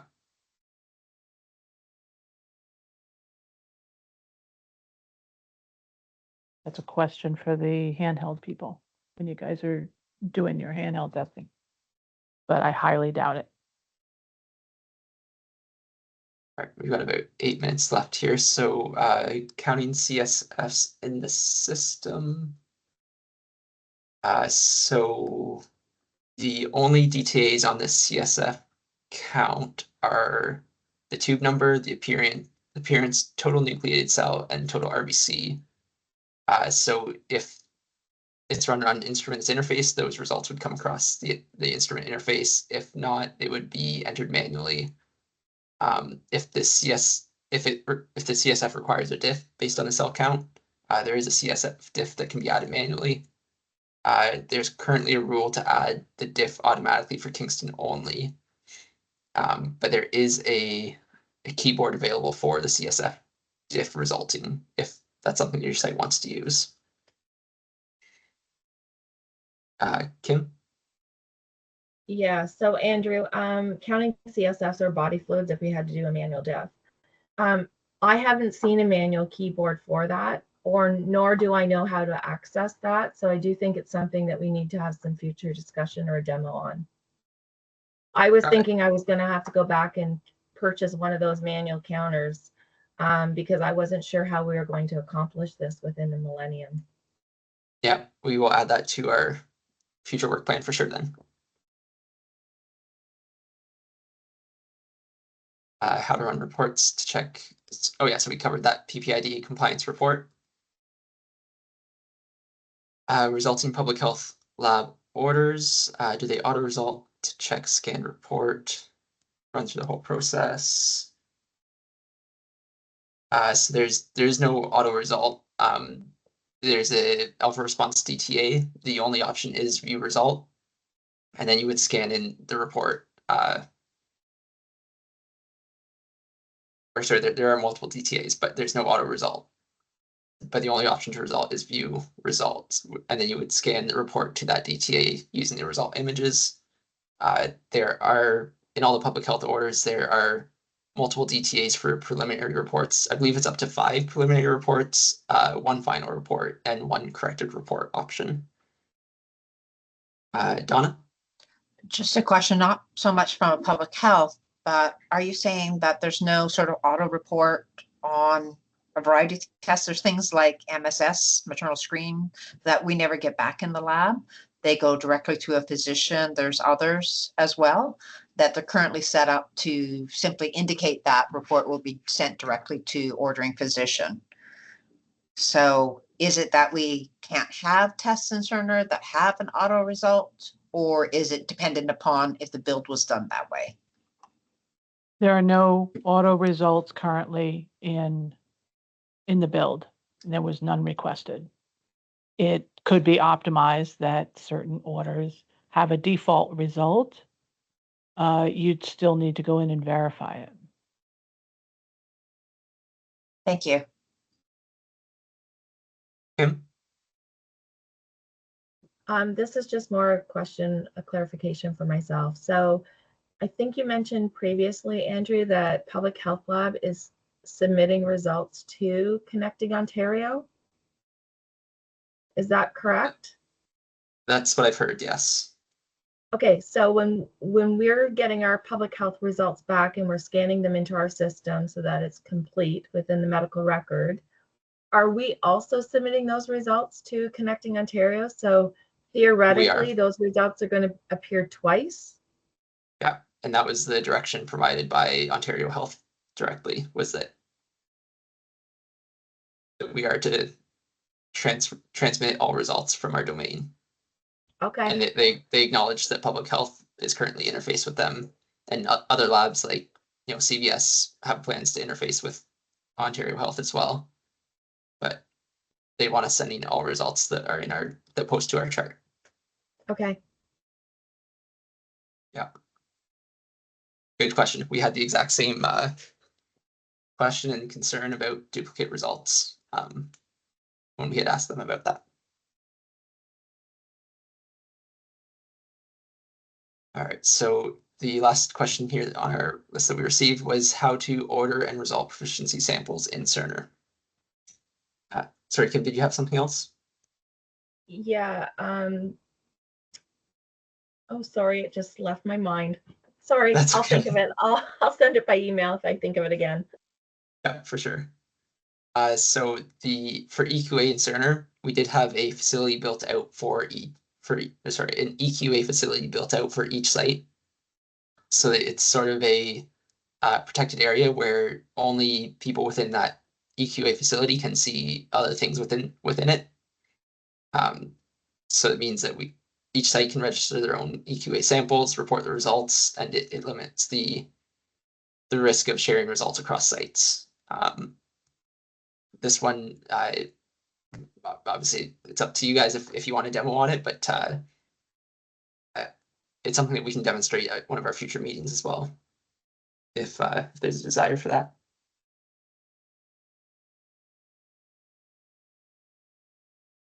Sorry, I've been missing the chat here.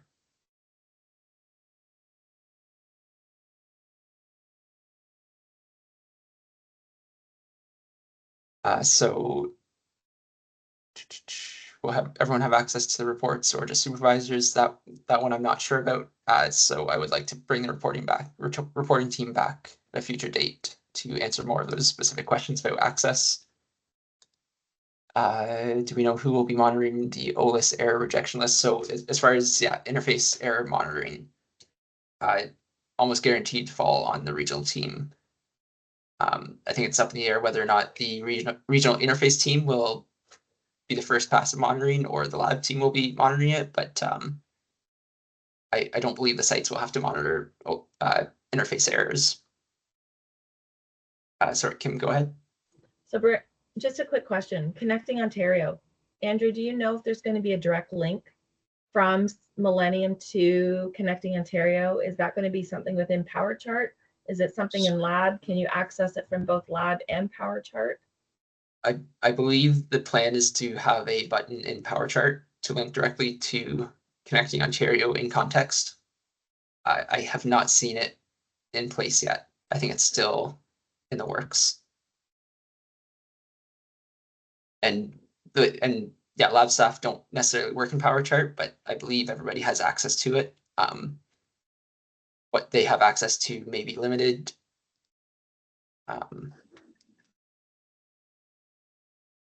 So I'll just show a little bit in PowerChart. So there are a ton of different views for all the different providers, ambulatory, oncology, women's health. They would all have their different views, so the lab wouldn't necessarily have access to all of that. But at the very least, I believe they have results review and orders.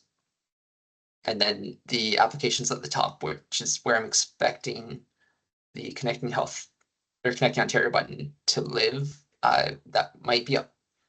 I'm not sure if that's published to all roles or not, but it's certainly something that could be requested.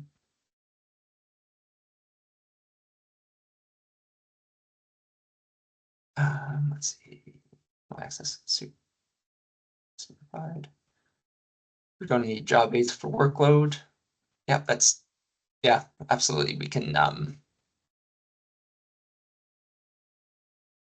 No, and yeah, the current training curriculum did not cover workload as when it was developed, there was still a lot of questions up in the air. There's still lots of questions, but we have a better idea of the system functionalities, at least, and the tools used, so we can definitely work to create job aids as part of our work plan. Justine, were you asking for a job aid on the workload topic as well, or was that up for something else? Over EQA ordering. I see that now. Thank you. Both of them would be good. Thanks. Yeah, so workload and EQA. Alrighty. Now I know we are over time. Is everybody okay to stay on for a quick run through of potential future work plan topics?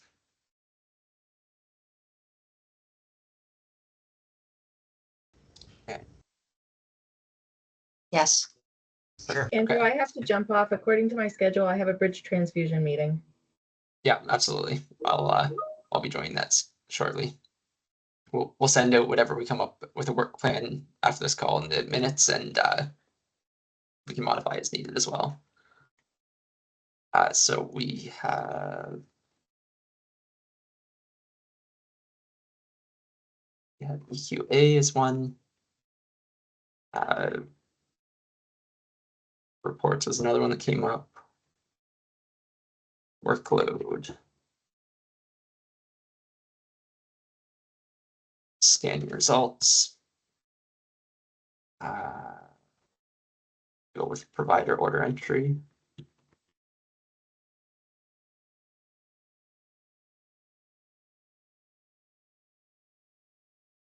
Distributions.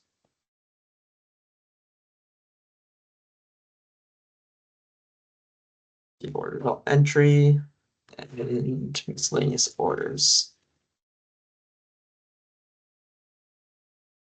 Were there any other topics that that came up that we want to cover more in depth over the coming weeks, or any additional topics that anyone would like added?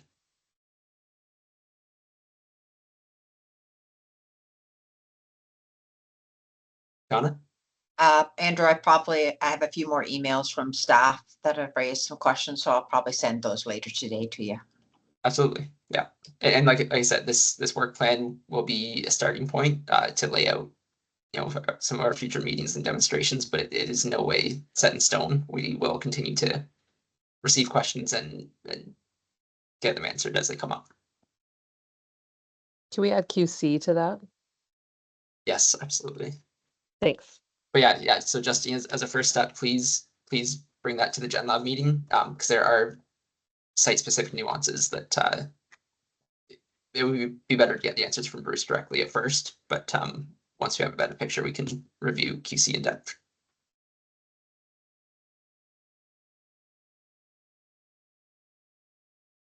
All right. Anything else?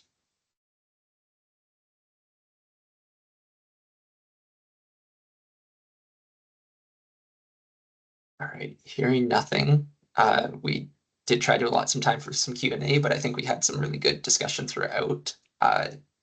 If there are any additional questions, it's a quick one. Feel free to raise your hand now. If not, please send the emails to myself, Kim, and Rachel, including the three of us. Make sure it doesn't get lost, as some people are in and out of office. And lastly, I will ask again, if anybody wants to become a co-chair, please let us know. It will really help to provide direction. At this point, I'm still pretty close to the labs directly, but as time goes on, things change, that I'm not necessarily the person who should be leading everything. We need one of the site contacts to help direct these meetings and keep us on track for what's relevant to the labs. All right. If there's nothing else, then thank you, everyone. And we will, after this, these meetings will become bi-weekly, 1 hour. So we'll see you in 2 weeks. Thank you. Thank you. Thank you.